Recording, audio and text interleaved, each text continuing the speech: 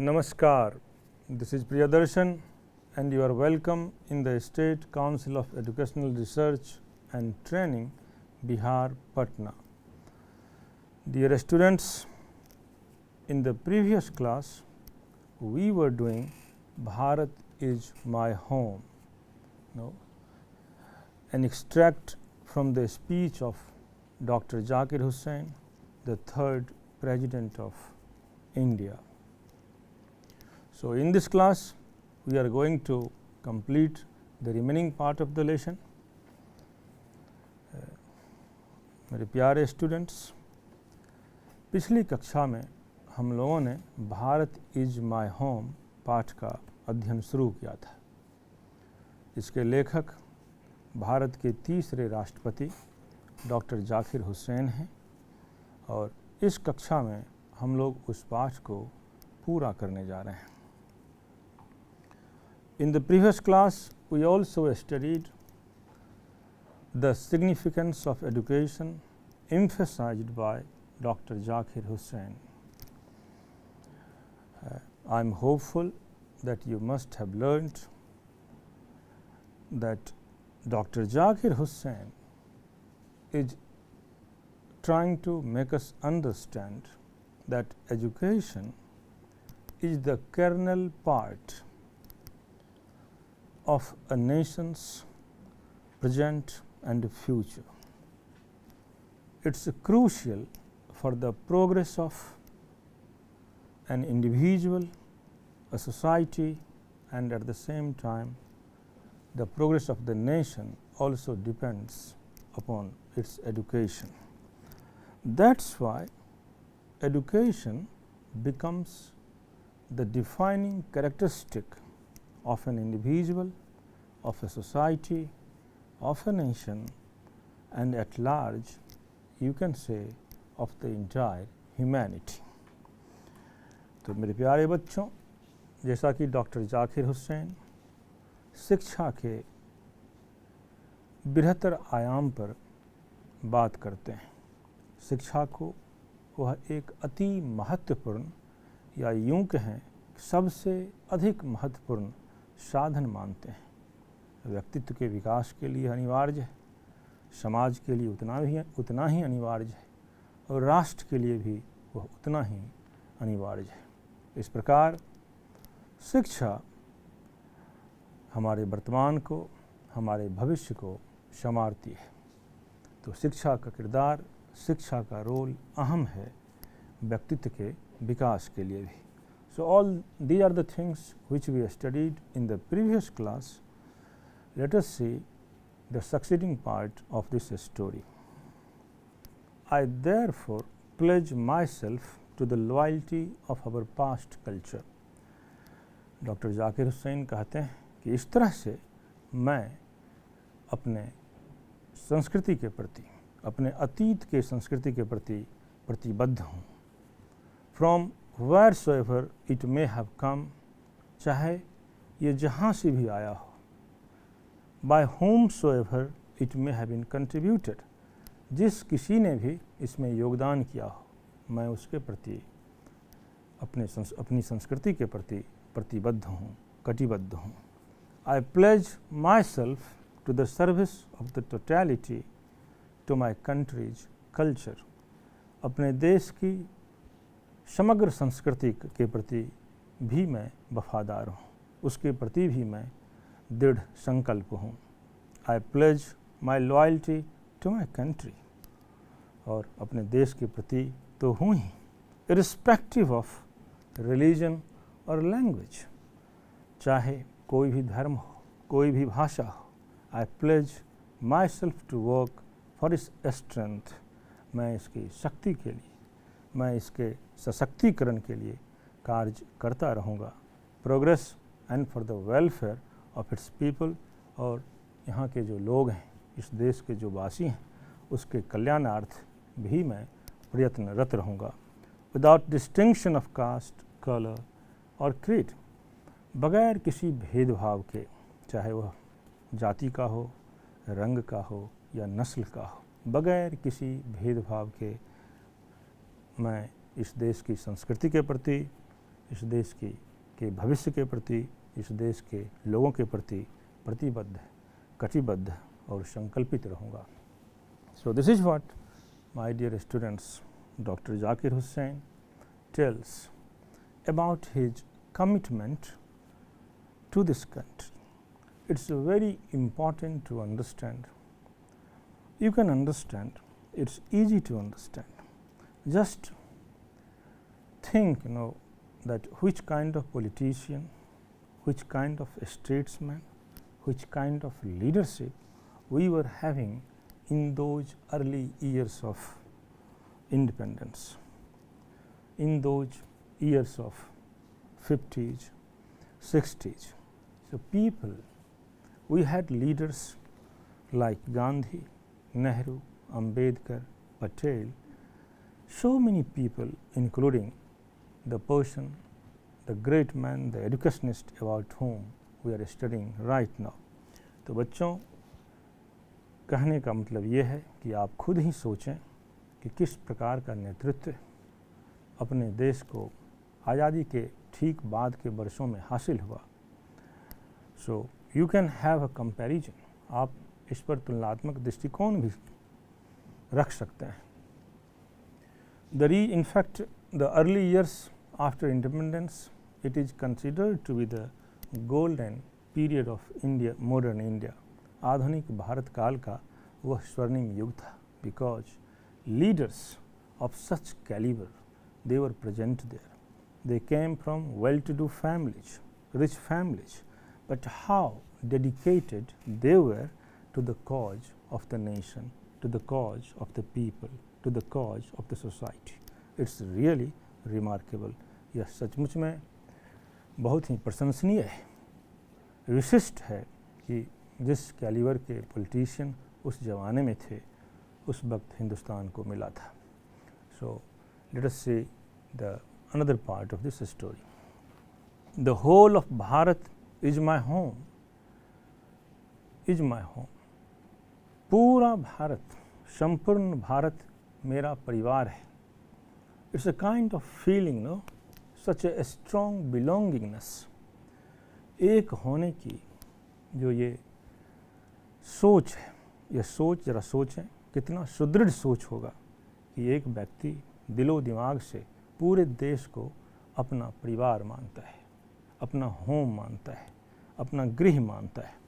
यहाँ एक इम्पॉर्टेंट बात बच्चों समझने की ये है कि आप समझें डिफरेंस क्या है होम और हाउस में। तो इसको आप ऐसे समझें कि a house is made of brick and beams. एक घर ईंट और पत्थर के बने होते हैं। Are you understanding? आप समझ रहे हैं? A house is made of brick and beams and a home is made of love and dreams. No? So how emotional it becomes. ईंट और पत्थर के बने एक घर होते हैं, लेकिन जिसे आप होम कहते हैं वह प्यार और सपनों के बुने होते हैं, प्यार और सपनों से बुने होते हैं, प्यार और सपनों से बने होते हैं। So this is how Dr. Zakir Hussain is saying that Bharat is his home. How much love he is having for this country. So the people have chosen to make me the head of this family. लोगों ने निर्णय लिया, तय किया और मुझे इस घर का मुखिया बनाया, जिसे आप हेड ऑफ द स्टेट भी कहते हैं, राष्ट्राध्यक्ष भी कहते हैं। So people have chosen to make me the head of this family for a certain time. एक निश्चित समय के लिए लोगों ने मुझे यह ओहदा दिया है। It shall be my earnest endeavor. Endeavor का मतलब होता है efforts, no? प्रयास जिसे आप कहते हैं। So it shall be my earnest endeavor.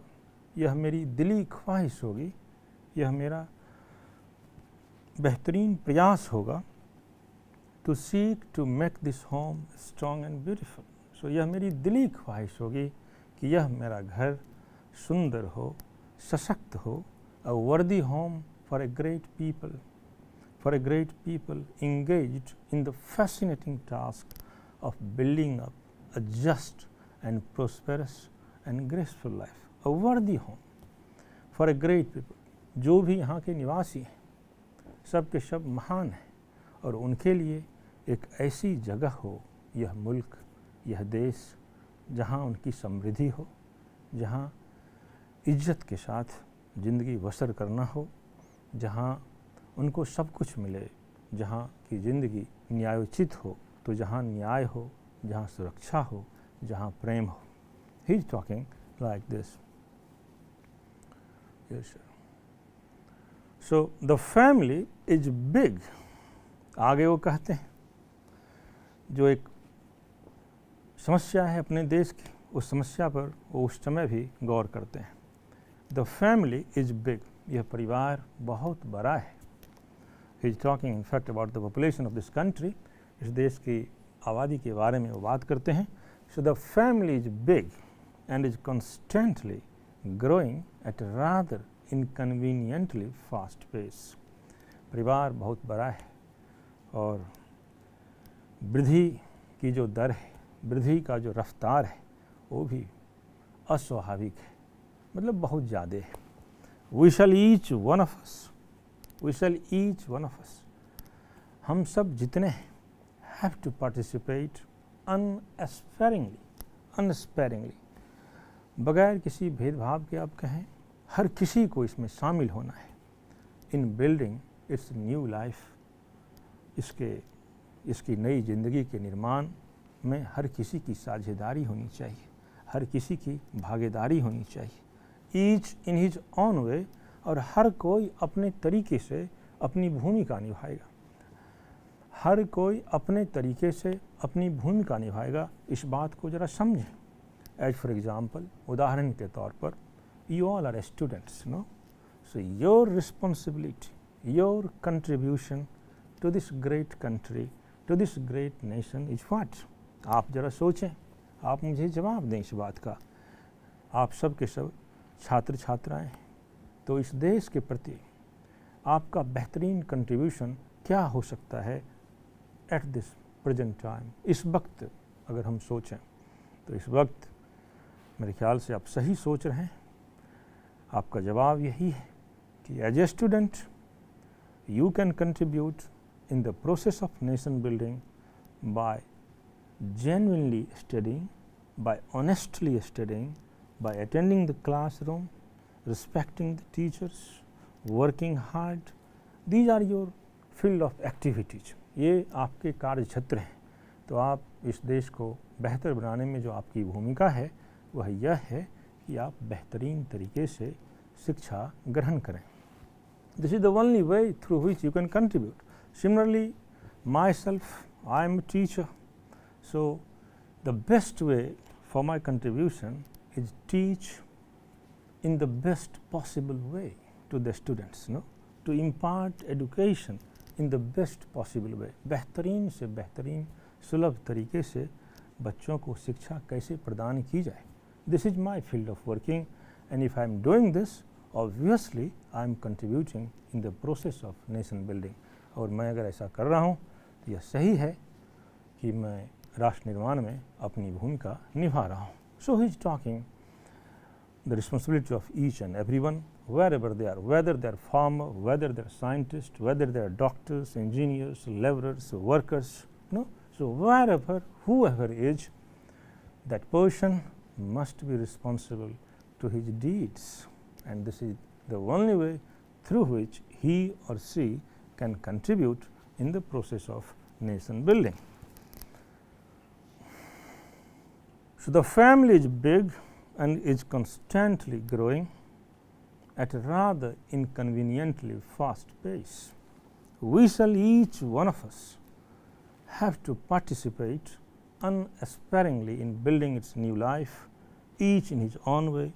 For sheer size, for this huge size, you know, for sheer size, the tasks ahead of us, हमारे पास जो task, जो काम है,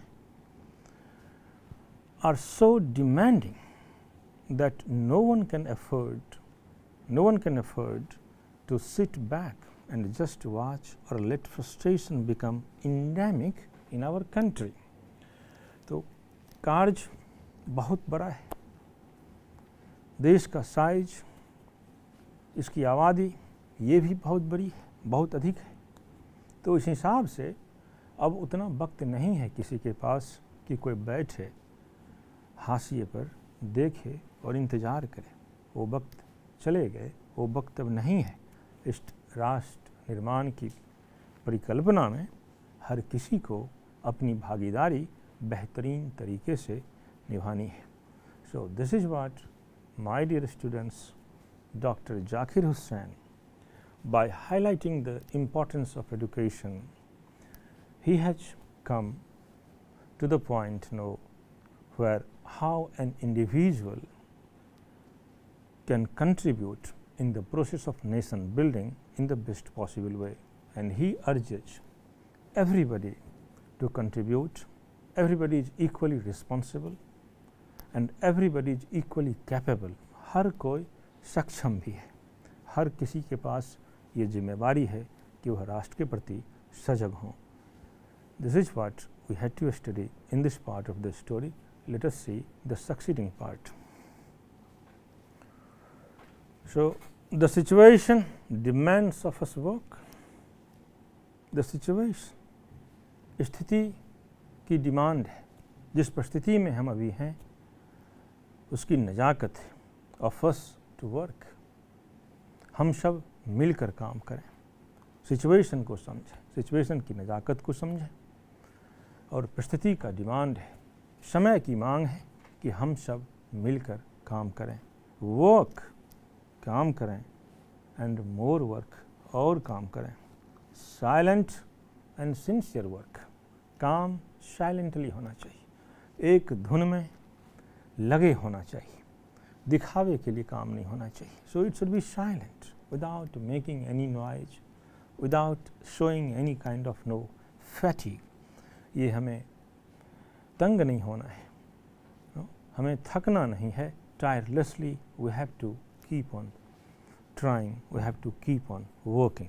सो साइलेंट एंड सिंसियर वर्क, बढ़िया काम होना चाहिए, ईमानदारी से काम होनी चाहिए, सॉलिड एंड स्टडी, बिल्कुल ठोस काम होना चाहिए, और काम की निरंतरता बनी रहनी चाहिए। Study reconstruction of the whole material and cultural life of our people. तो समय की ये मांग है कि हम काम करें, लोगों की बेहतरी के लिए काम करें, और किस बेहतरी की वो बात करते हैं, तो ये बहुत इम्पॉर्टेंट है बच्चों। He is talking about material and cultural life of our people. वह भौतिक और सांस्कृतिक दोनों प्रकार की ज़िंदगियों को संवारने की बात करते हैं। भौतिक ज़िंदगी भी उतना ही इम्पॉर्टेंट है जितना कल्चरल लाइफ, जितना सांस्कृतिक ज़िंदगी। आप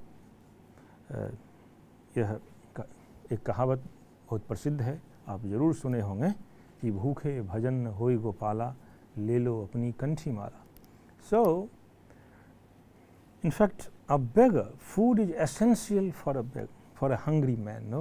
If someone is hungry and if you tell that man that, oh, God resides in that particular temple, let us go and do a prayer. आप किसी भूखे को कहें कि भाई भगवान उस मंदिर में निवास करते हैं, चलो भजन करें, तो for him, no, he is blind for food.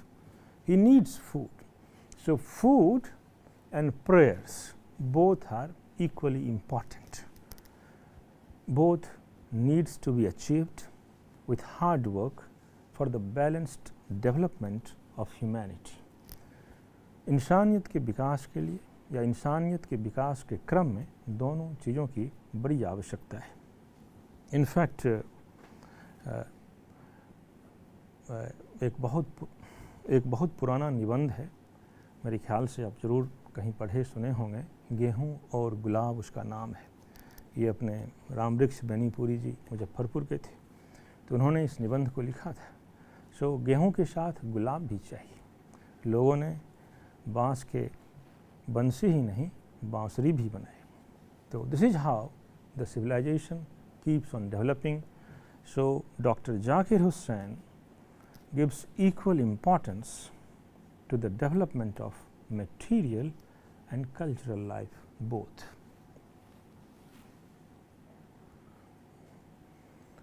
This work as a seat, इस काम को जैसा हम देखते हैं, हैज़ टू आस्पेक्ट्स, इसके दो पहलू हैं, work on one's self and work for the society around. इस काम के दो पहलू हैं, एक पहलू यह है कि खुद के ऊपर केंद्रित हों, खुद के बारे में सोचें, खुद के लिए काम करें, और दूसरा पहलू इसका है कि समाज के प्रति, तो खुद के प्रति और समाज के प्रति, खुद के लिए और समाज के लिए, they are mutually fruitful aspects of work, और दोनों फलदायी हैं, दोनों के सुंदर फल हैं, दोनों के बेहतर सुनहले परिणाम हैं। The work on oneself is to follow the urge towards moral development.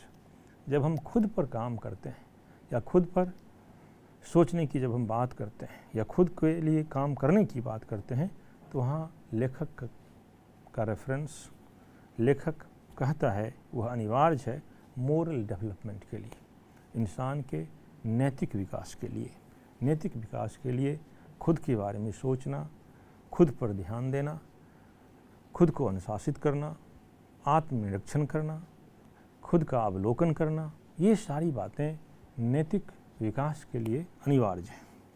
As a free person and under self imposed discipline, एक स्वतंत्र जन के रूप में, एक स्वतंत्र नागरिक के रूप में, अंडर सेल्फ इम्पोज्ड डिसिप्लिन।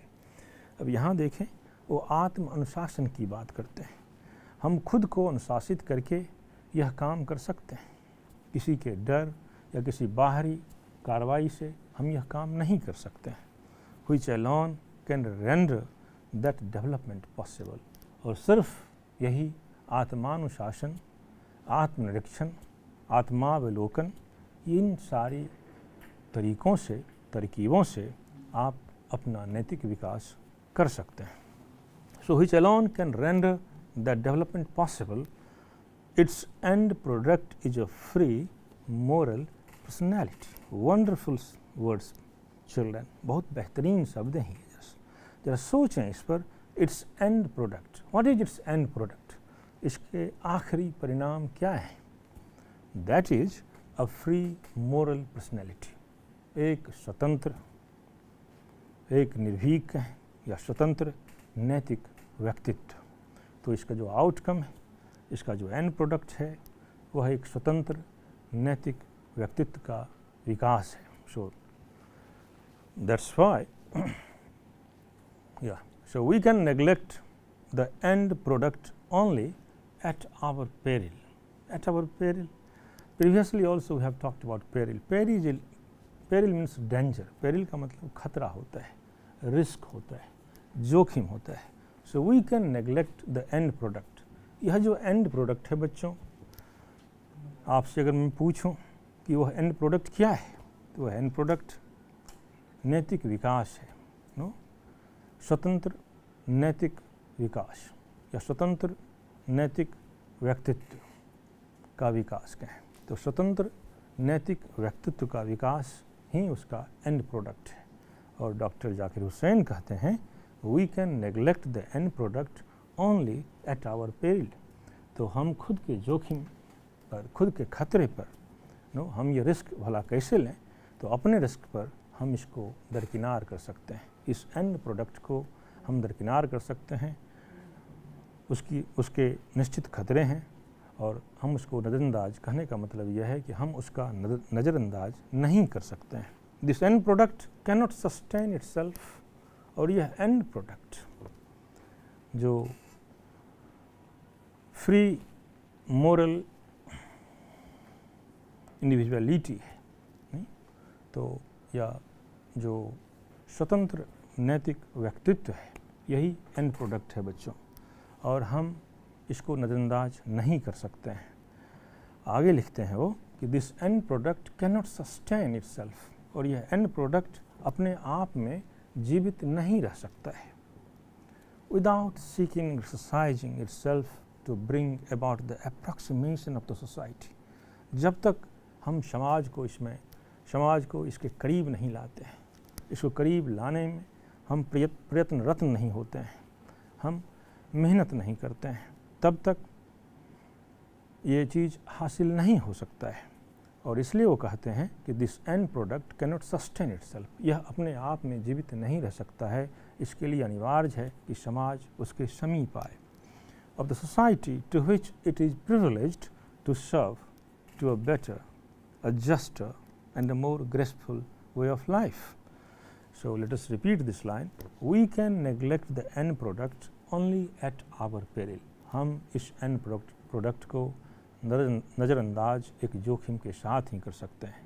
कहने का मतलब है हम इसका नज़रअंदाज नहीं कर सकते हैं।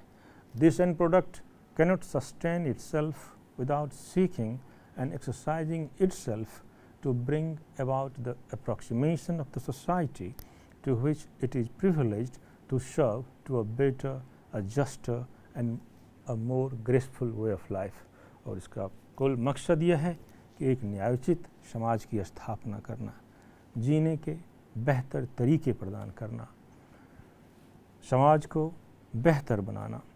The individual cannot grow in full perfection without a corresponding advance of the collective social existence.